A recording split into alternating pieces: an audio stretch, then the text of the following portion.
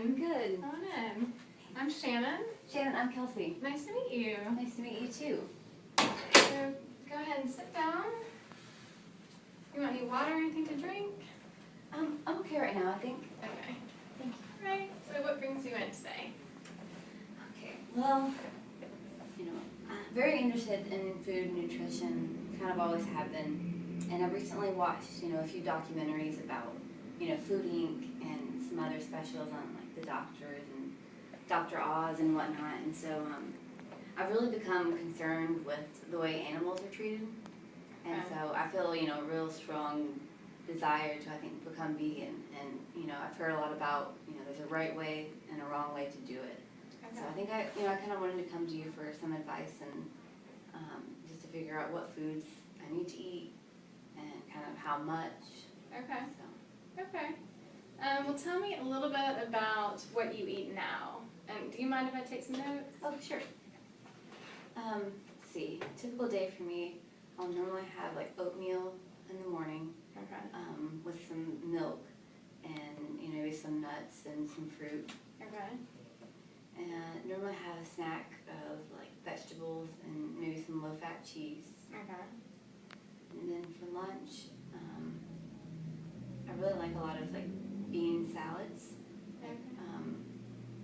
The black bean, roasted corn, tomato salad. And let's see, I have another snack, maybe like a protein type shake in the afternoon. Okay.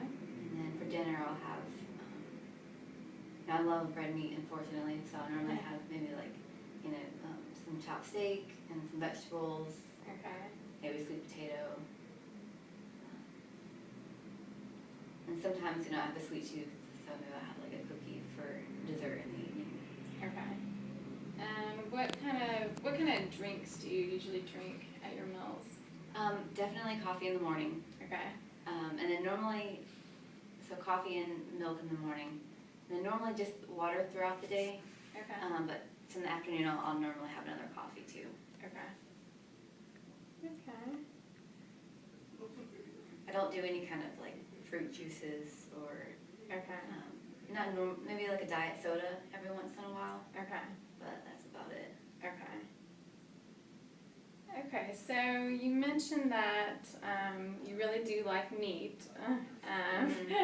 So on a scale of 1 to 10, how hard do you think that will be for you to give up something like that? Well, I think it'll be hard at first, like I do love meat, but it's kind of one of those things whenever, what do I love more, meat, or do I feel more strongly about the way that they treat animals when they, go to slaughterhouses and stuff like that. Yeah. So I think I feel more strongly about how they treat animals, so I'm pretty confident that I'll be able to give it up. Okay. Just seeing some of the images and that, I saw during the videos and the documentaries, I think it's time that I gave it up. Okay. So I feel confident. I know it'll be hard at first, Yeah. but I think that overall I'll feel physically better and, mentally better knowing that I'm not supporting that type of, activity. Yeah. Okay. That's good. Now you've mentioned that you eat also, as far as protein, you eat some cheese, protein shake. Is there any other kind of protein you eat, like chicken or fish or anything along those lines? I'm not a picky eater at all. Okay. I like a lot of variety. So if it's chicken, turkey, fish, even pork, steak, I like it all, unfortunately. But I also do like some non-animal products too. Like I love tofu, tempeh, there's nuts, beans. I try to get like a good variety in my diet even now. Okay, that's great. Even now that I eat meat, but I think that I want to stick more towards, obviously the non-meat and non-dairy protein options. Now, as far as during a day, do you have time to cook meals? Are you a busy person where you're on the go all the time, or? I'm definitely on the go a lot. Being Okay. a full-time student keeps me pretty busy. So I can normally like pack a good bit during the day, but I always worry about like food safety stuff. And so like by 3 o'clock I'm wondering like, is, is my cheese stick still okay, or my yogurt, or whatever it is. Yeah. So something that's definitely going to be portable. Yeah. But I don't mind, like, at night fixing my lunch and snacks for the day. Okay. I enjoy cooking, so I don't mind all that kind of preparation. Okay. And when you're on campus, do you have access to good places to eat, or? That's the thing. Sometimes there are some good options, but they have a pretty limited selection. Yeah. Most of the time, there's not many snacks available. Mostly, it's more like heady meal type stuff. Okay. So they're not always my first choice. Yeah. Okay. So it sounds like the packing your lunch is probably a good idea. To bring that with you. I guess as far as foods, with protein in them that you can take with you, do you find that a little bit challenging to? Yeah. Okay. Because I'm aware of, I know that protein is something that's very good for us, so I do like nuts a lot. I know they're really portable. Yeah. I do find it's hard to carry and know what kind of things I can carry around that are going to give me good protein. Yeah. Okay. Well, it sounds like it's good that you have a wide variety of foods that you like, because that will make it a lot easier to, encompass those instead of eating the red meats, and so we could come up with a plan for you. Okay. So would you be interested in that today? Kind of getting a list of foods together and kind of maybe marking out a plan of what you can eat on a daily basis? Definitely. Just knowing what I should be doing at each meal, and then in between each meal, to kind of make up for any deficits that might create not eating any meat anymore. Yeah.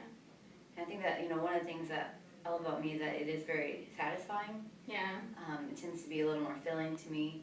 So, maybe trying to find ways that it can be just as satisfied with other protein options. Yeah, we can definitely do that. Yeah. Okay, well, do you have any other questions that you wanted to know about being a vegan?